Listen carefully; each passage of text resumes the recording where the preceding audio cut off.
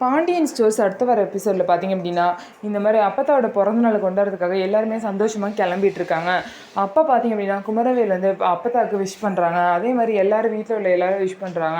அப்போ கிளம்பிட்டு இருக்கும்போது பார்த்தீங்க அப்படின்னா அது மாதிரி பழனி அங்கே வந்து அவங்க அம்மாவுக்கு விஷ் பண்ணிட்டு காலில் விழுந்து ஆசீர்வாதம் வாங்குறாங்க. உடனே சக்திவேல் வந்து என்ன அவங்க மச்சான் என்ன ட்ராமா பண்ணிட்டு இருக்காரு வந்து அங்கே வந்து என்ன பண்ண போறாரு அப்படின்னு சொல்லிட்டு கேட்குறாங்க. ஏன் மச்சாலாம் அங்கே வந்து ஒரு சீனும் போட மாட்டாரு.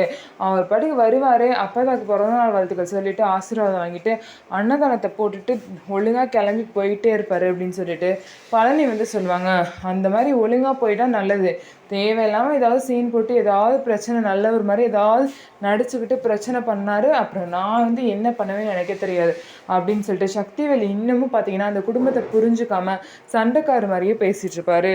ஸோ இதுக்கப்புறம் வந்து பார்த்தீங்கன்னா அப்பத்தை பிறந்தனால ரெண்டு குடும்பமும் சேர்ந்து சந்தோஷமாக கொண்டாடுறாங்க. எல்லாமே சேர்ந்து ஃபோட்டோலாம் எடுத்துக்கிறாங்க. கூடிய சீக்கிரம் இந்த ரெண்டு ஃபேமிலியும் சேர தான் போகுது. ஸோ என்ன நடக்க போகுதுன்னு சொல்லிட்டு நம்ம வெயிட் பண்ணி பார்ப்போம். நம்ம வீடியோ உங்களுக்கு பிடிச்சிருந்தா நம்ம வீடியோவை லைக் பண்ணிக்கோங்க.